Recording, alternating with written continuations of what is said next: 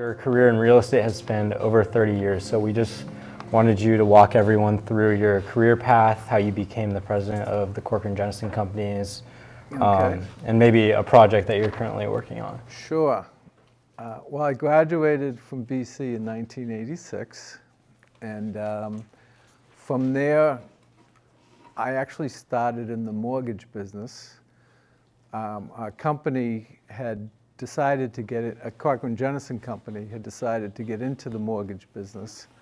At the time, it was favorable from a tax law standpoint, but in 1986, there was a big tax law change in 1987, which made the mortgage business less favorable in some respects, but we were building a large project in Cape Cod called Ocean Edge, where we had about 1,000 second homes, so we decided to become the lender for a lot of our own product, and that kind of coincided with rates coming down. You're dating me again. I think when I started, rates, we were refinancing people out of, in some cases, 16, 18% mortgages, and at the time I was starting, they were kind of coming to the 12 category, then the 10 category, and then eventually 8, and then all during that time, everybody was saying, boy, they'll never get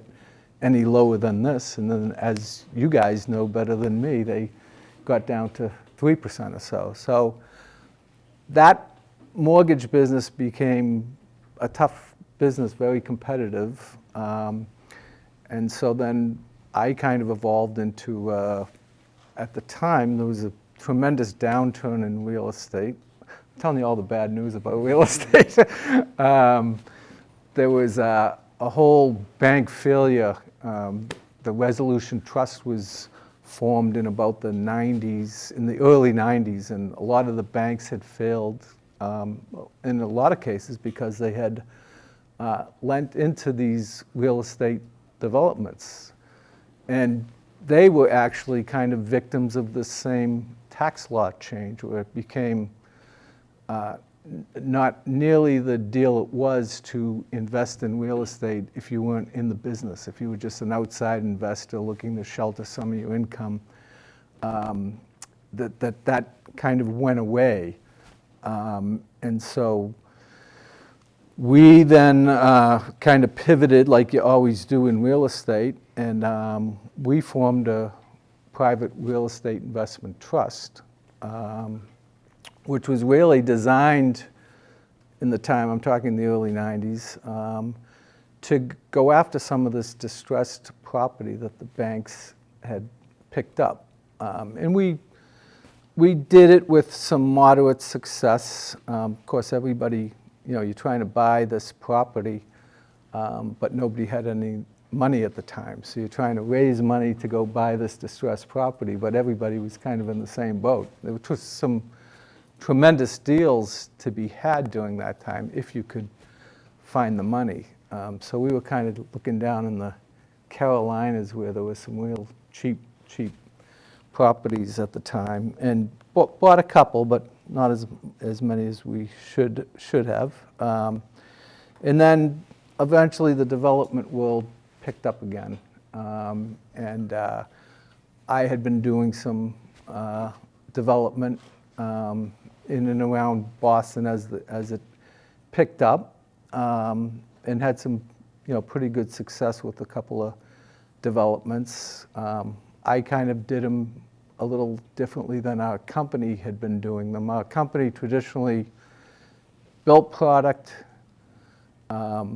managed it, held on to it, and the property that we own today, we still have really our first development, which was in 1971. We still own it, and it was originally our first phase. We eventually did 4 other phases, so it's about a 600 unit property now. But again, we kind of held on to them. But in the 90s, when I was, again, kind of everybody was looking for money, you couldn't get bank loans really, so I had to find a deal that really, I had to sell it even before I built it just to get the financing. So I did a pre-sale on a development and sold it to Equity Residential, who's a big REIT. But I had it all lined up from the day I had the shovel in the ground. I knew when I completed it, it would be sold off to them. And then I did another similar job with them on the same basis, which was actually, different for our company, but a nice way to do things, because you had some, we had we've been up and down like most people, so this kind of gave you some surety at the end of the development. And then as far as becoming president of the company, I did a few other things in between there, and in about 2007, I guess, again, I was kind of a bit doing my own thing, kind of within the company, but I wasn't even using the company.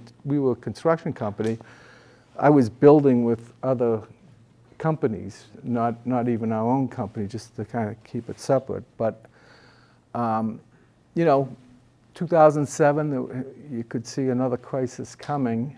We had a lot of real estate at the time, but we had been such a real developer that the assets we had, they were all very good, they were well managed, but we weren't really asset managing them. We were property managing them, but we weren't kind of taking a big, longer view of what was going on with these properties. It was very much day to day, and in some cases just try to make the mortgage payments because of different times and what real estate was doing at the time. So I really became kind of the asset manager for the company, and it was a great time to become an asset manager because the 8% interest rates I was just talking about, you could kind of see it all coming, that 8% was going to become 6%.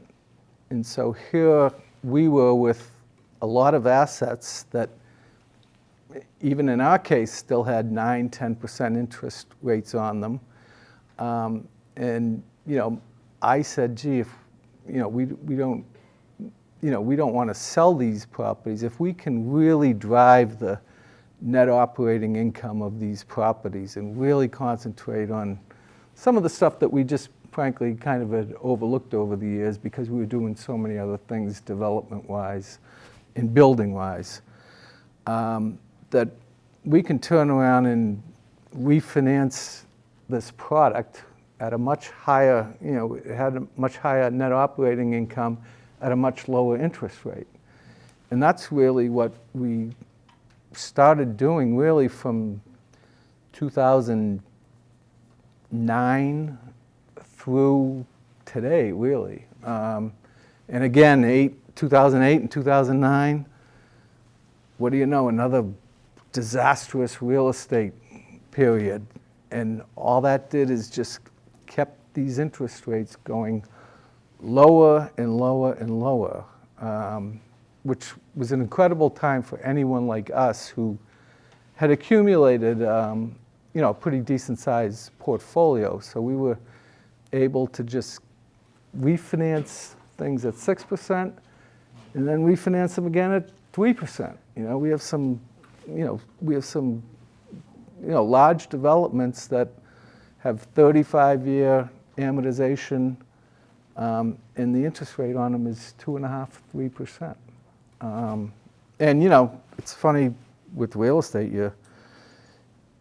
even with these rates right now are still great rates, but everybody feels like they're so high because they're 6% or something like that. It's a pretty good rate over the history of real estate. But as the NOI keeps growing, as the growth keeps growing, in some cases we'll probably even take on a higher interest rate just to pull some money out of the properties that it had appreciated so much and are operating so much better, that there's not a tremendous advantage for a company like ours to just, do nothing and collect cash flow on a 3% interest rate when you can, take a good chunk of the equity that you've built up in the project out. So you even trade a little higher interest rate for, in order to get that equity up front. So that's a bit of my career. I probably answered it poorly, but No, that was great.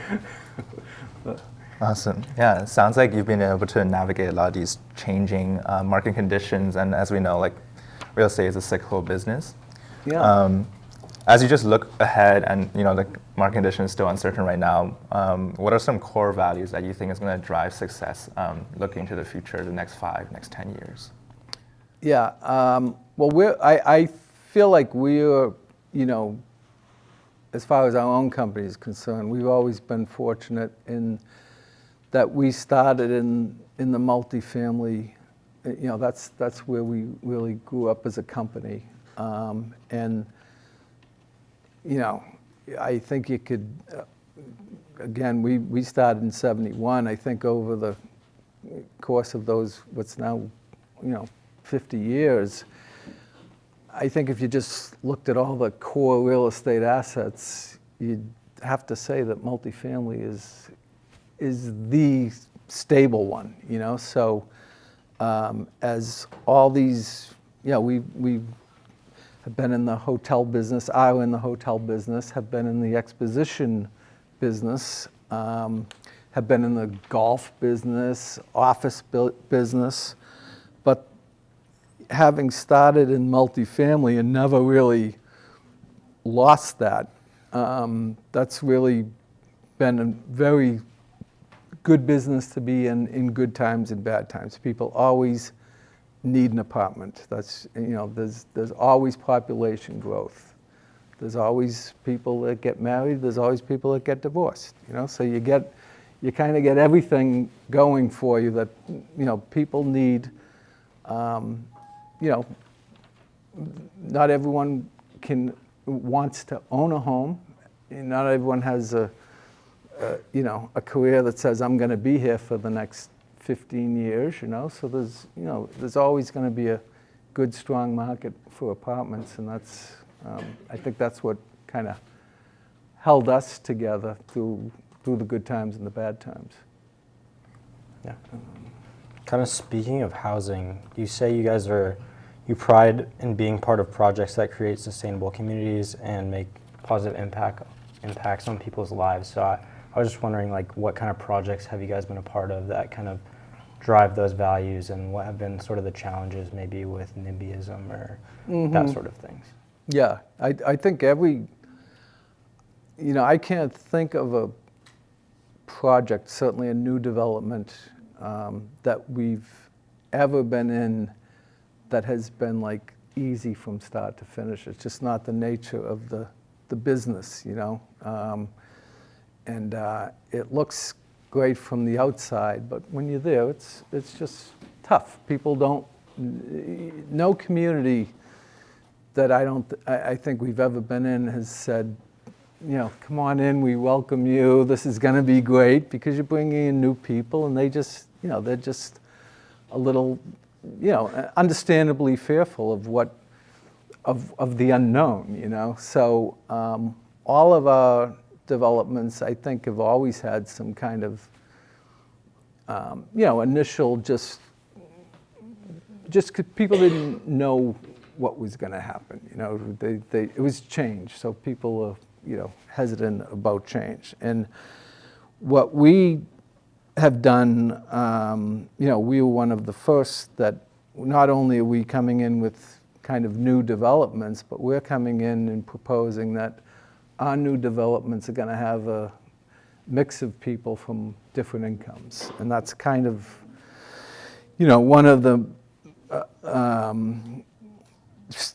again, one of the mainstays of our company. We've always done mixed income. We've always believed that market rate people could live with people that needed assistance. We've done a lot of developments that's the mix. We've done all low-income developments. We've done market developments. But mainly, I think what we're kind of known about is these mixed income communities. They're, people are apprehensive about them. Lenders were apprehensive about them when we started. We really, our first one was our first project. It was Queen Anne's Gate in Weymouth, which I spoke about, which was really a 50% state funded development that really had 50% low to moderate income and then 50% market rate income. And then after that was, that was built from the ground. And then after that, we started looking at these public housing projects that were all low income, all underfunded, in a lot of cases desperate conditions. And the first one we did was in Lynn, Massachusetts, and it was a state housing development called America Park, which was 600 units. But when we got there were only about 150, 200 of them occupied. The rest were literally condemned. The housing authority and the state couldn't run them properly. The places just fell into disrepair, and there was no money to repair them. And that was really our first, and really one of the first projects in the country where a private guy came in, took over a public housing development. And when we did that, we formed a partnership with the existing residents that were there. So that was a completely, as far as we know, the first in the country to introduce residents into the whole development, right from the beginning of the development. And they were your partners. And economically, they're not on the same footing as you, but management-wise, they are on the exact same footing as you. And we wrote it into the agreements where, we're meeting with the architects, we're deciding where buildings should be sited, we're deciding what mix in a particular building will be, and the residents are right alongside of you. And really, it was my father's concept, who had grown up in what he considered a mixed income community in Dorchester. And he was on the lower end of that community, but there were market rate people in his community, and they all got along. So, his original belief, which is carried forward with everybody that's ever worked at our company, is the people actually living there know just as well as you about how they should live, what conditions they should operate under. And they became our co-general partner. So again, in these agreements I speak about,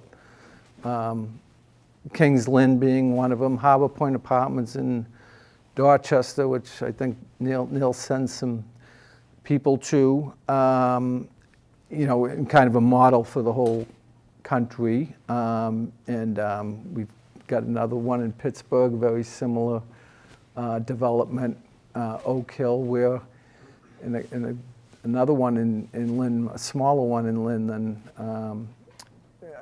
than Kings Lynn, called Quaker Meadows. But they're all, these residents are at the table. I meet once a month, like at Harbor Point, for instance. We meet once a month, the owners, with our resident partners. And these meetings are we meet at least once a month, I should say, and they're lengthy meetings where you're discussing everything, and the nature of these developments, they are different than a market rate development in that you do have social services right on site. So, tomorrow, in fact, I'll be doing my monthly meeting at Harbor Point. We'll discuss security issues. There's a Boys and Girls Club on site there, which, we have about 100 plus kids in their program, after school programming, tutoring. We have another organization there called Housing Opportunities Unlimited, who actually work with all of the residents, but particularly the low-income residents on any issues any social issues that they face day to day, whether that's housekeeping, looking for new employment,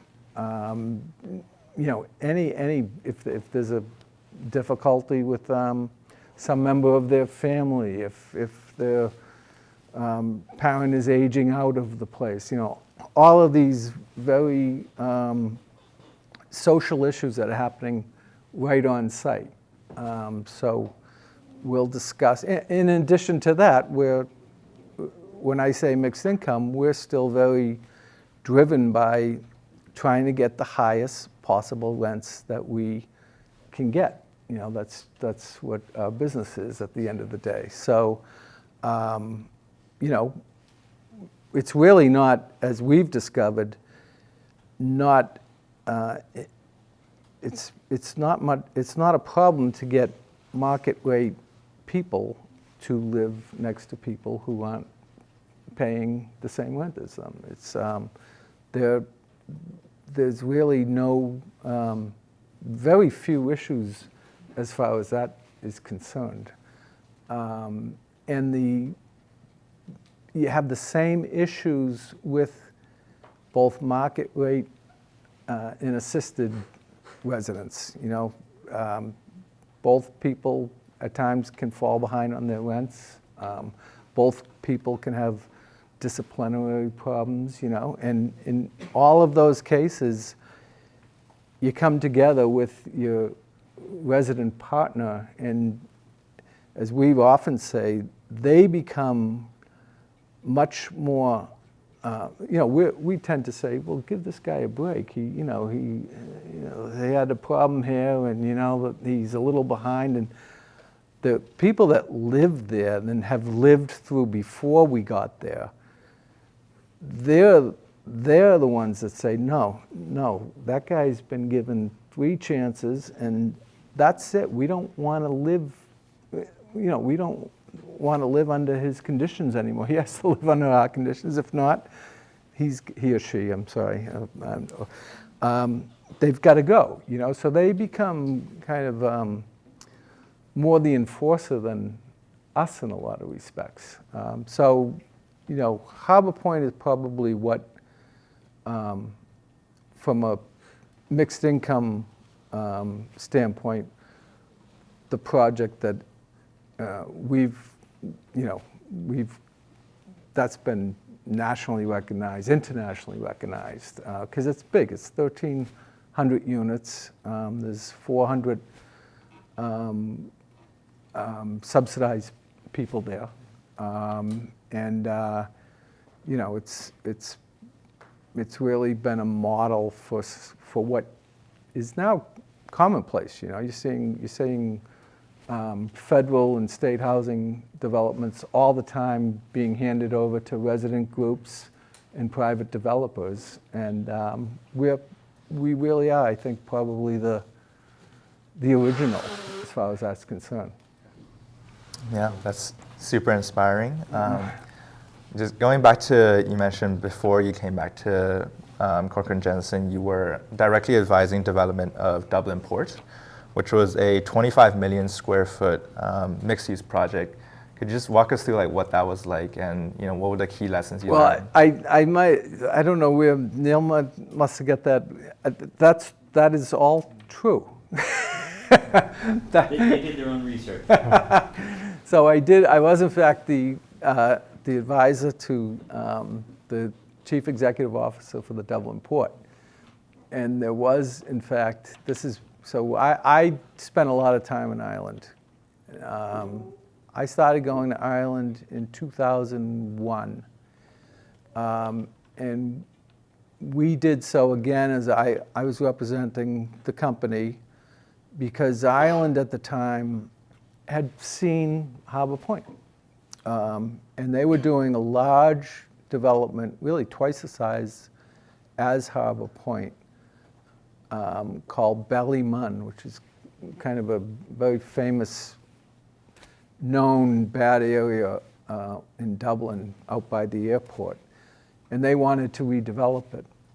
So they looked over at Harbour Point and saw this mixed income approach, fell in love with the approach, and then they came over and visited Harbour Point.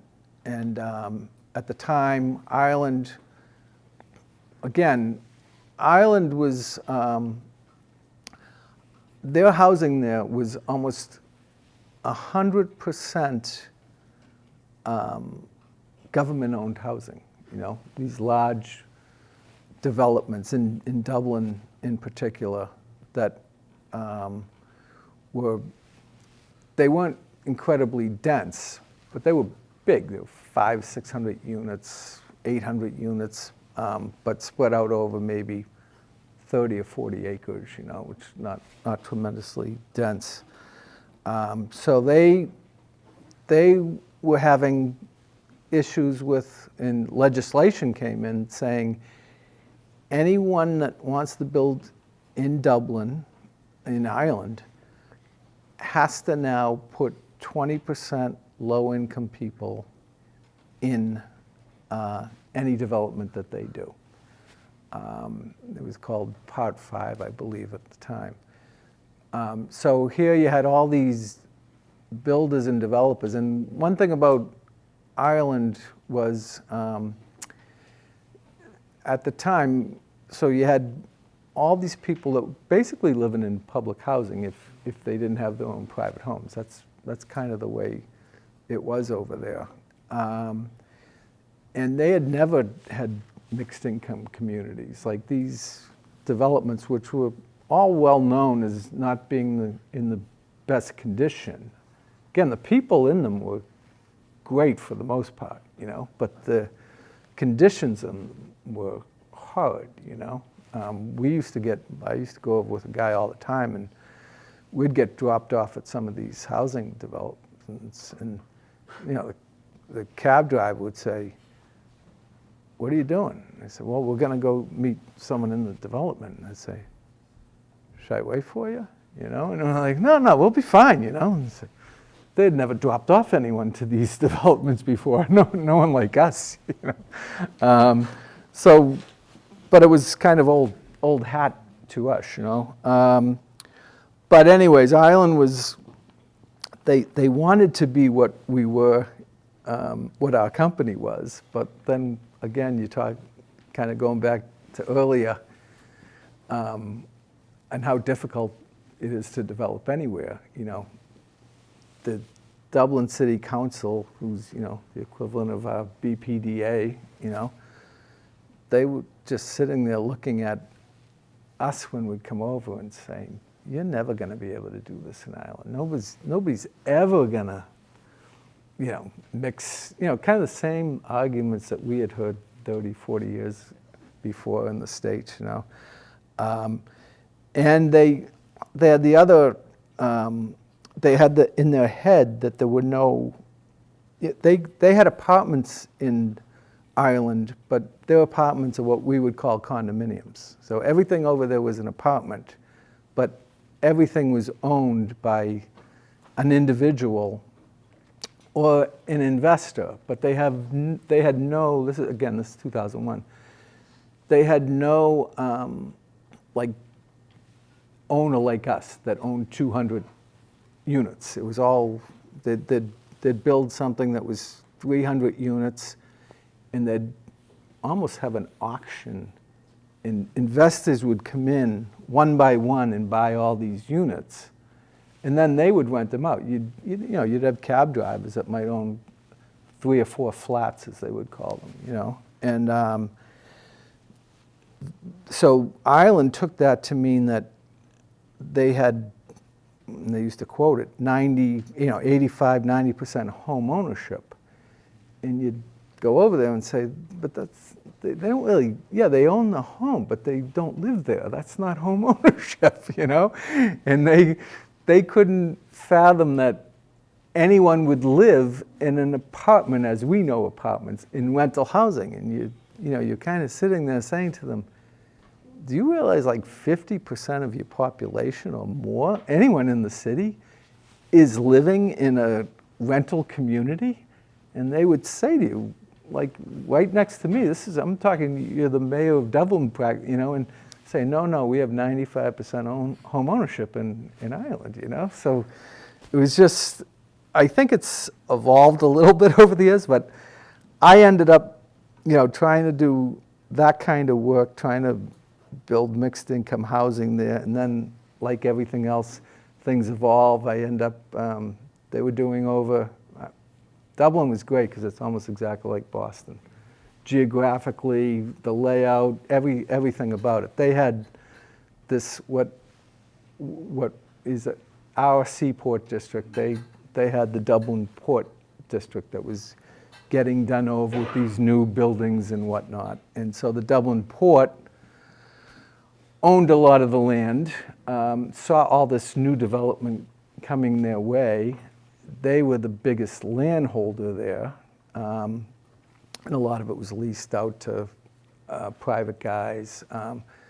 But they were getting a lot of pressure on them to develop out the port for housing, like everybody needed housing.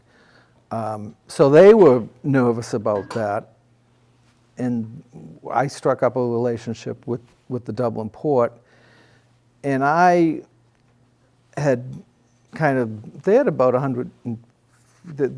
90 acres of this 150-acre consortium, and I kind of looked it over. I had some American architects go over there with me, and we had kind of master planned 10 million square feet on Dublin Port land in this 150 acres, which I thought was outlandish to even be planning it, because, even at Seaport today is humongous, but at the time it was only master planned for 7 million square feet, I think, when it first, got BPDA original approval, So here, I'm in Ireland telling these guys,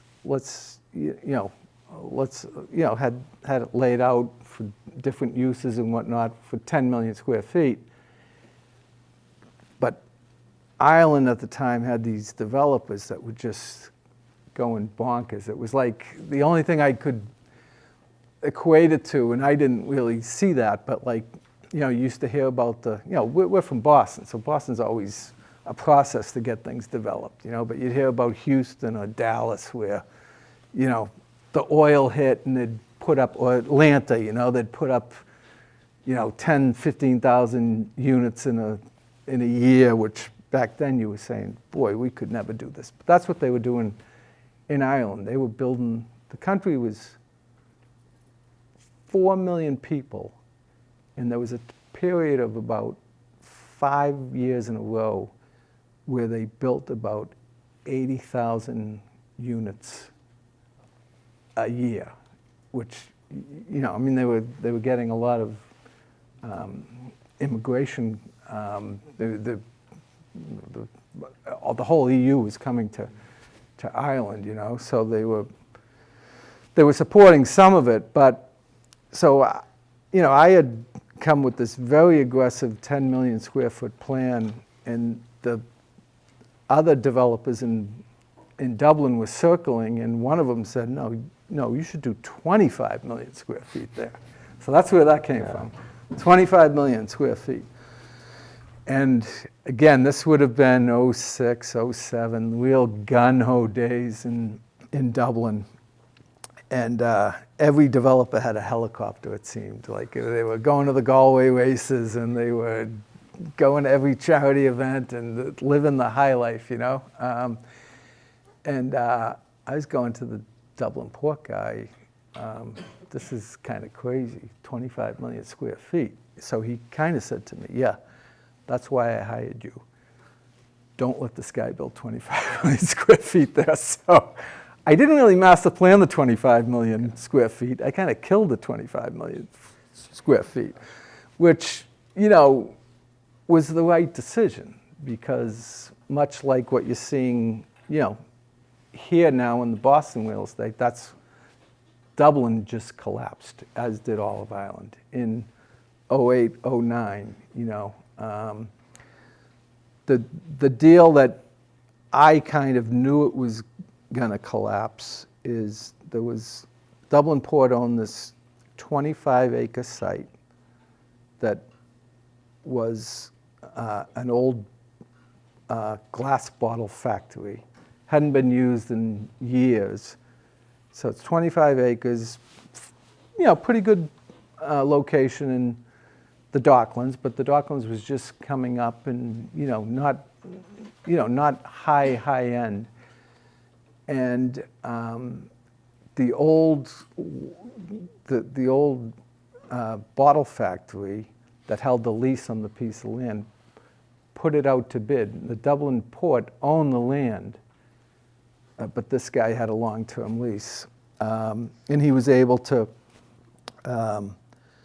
put out the land, and by Irish law, as I recall, he could have kept all the money. Now, again, the Dublin Port came in and said, we want a piece of this deal if you sell this deal.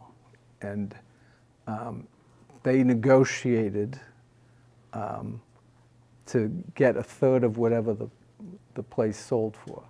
So it ended up selling for about 300 million euro. It was just this, dirty site, 25 acres, no planning whatsoever, and it sold for 300 million euros. So it sold for more than that. Dublin Port got 120 million euro out of this deal on this piece of land that still needed about 100 million in cleanup. And I remember the chief executive, who I was the consultant at the time, showing me the offer, and saying, do you think this is a good deal for us? And I'm just sitting there going, are you kidding me? You'll never see another deal like this in your life, And sure enough, they sold the land. They got their 120 million. The partner got 240 million. And the thing never got developed for another 15 years. I think, last time I was back there, they finally developing it, but the whole place collapsed, and funny enough, one of the guys that eventually bought the land was a partner that I had worked with over there, and he was a private developer, and he went in with the Dublin Docklands Authority and bought this glass bottle piece of land from the Dublin Port. So two quasi-state agencies bought and sold, and Dublin Docklands has kind of disbanded mainly because of that deal. They put up a lot of money for that deal and didn't get anything in return. That's crazy. Yeah. Well, I think we'll take do one more question and then hand it over to the audience. So most of us are here because we want to break into the real estate industry. So we want to know what kind of advice would you have for anybody like trying to get their foot in the door? I would say be very open to anything. And I mean, it's a great industry that I don't know how people in the industry can do like a 10-year business plan, because I know we certainly never did, never could. I don't think would have had nearly as much fun if we did, tried to follow the plan. But it's just, I mean, just look around at what's happening now, and just look what happens in 5 years. 5 years ago, everybody and their brother was building a lab somewhere or planning to build a lab somewhere. And today, there's virtually no market for a lab. But 5 years from now, it might, you might be short labs again. That's just the way the business is. So, I mean, the first advice I would say is just be open to anything. Like, just because it doesn't sound like a good idea at the time, it'll probably have its time. I mean, it just things ebb and flow in the real estate business, and I think if you're depending on what end of the business you get, there's so many different aspects of the business. I think the speaker before me was, introducing you to all the players it takes to make any development. From a developer's standpoint, if you were looking to break in the business, same, just don't be afraid to try anything. If you are thinking of doing development yourself or acquisitions yourself, I mean, there's the one piece of advice, anything I ever did in real estate, for the company, for myself, my father always told me, if I said I'm looking at this job in, Charlotte, North Carolina, get on a plane and go see it. You got to go see the real estate, and when you go see the real estate, don't just look at the real estate, just get yourself familiar with the whole area, go get a haircut and talk to the barber about what this, everything, go to a bar, and have a drink and, and go to breakfast. So I would say that,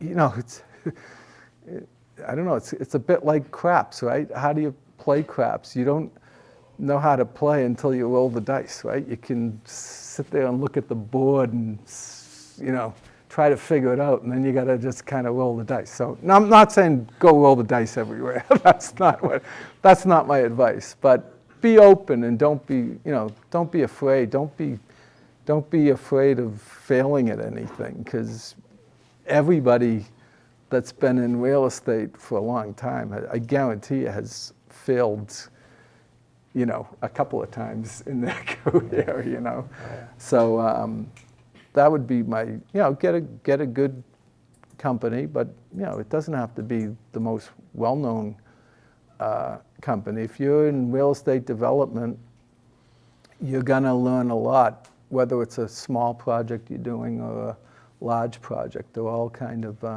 they all have the same issues, more or less, and you'll learn a lot if you just get in and do it. I think, I don't know. It's great that you're certainly getting far more experience at BC in real estate than I ever got. I don't think we had any classes like this, I mean, I was fortunate enough to have some homeschooling, but this is a great course for you guys, I think. Yeah. Thank you so much. Yeah. Well, yeah, thank you so much. We'll take any questions from the audience now.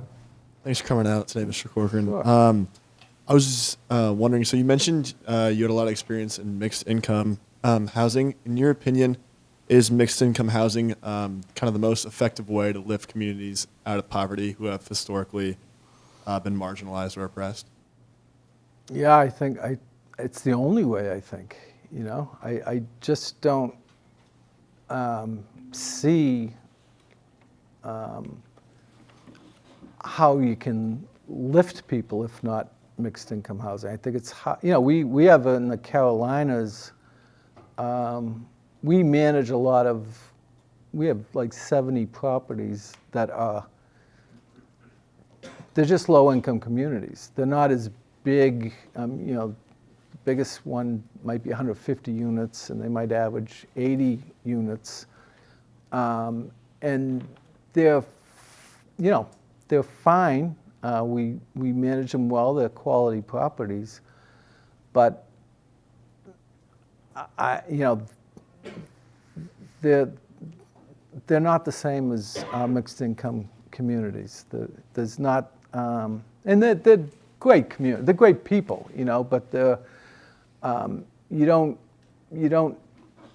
really hear the stories about, this kid went to BC or this kid went to, this is the first kid to go to college. You just don't tend to hear those stories. So, and it's great that it's so accepted now because, as I say, we were in the days where it wasn't accepted at all. And it's really, even all Boston, South Boston, and, all those jobs that are going that route, is, I think it's going to be, it has been great and it's going to be great. And I don't know how else you do lift a community other than introducing mix into the community. It's just not going to happen, I don't think. You said the best way to deal with tenants is kind of taking the people-centered approach. I'm curious, as an asset manager perspective, have you had a lot of issues dealing with delinquencies, or how do you manage that and also be human-centered and kind of give the tenants the benefit of the doubt and time to make up their payments?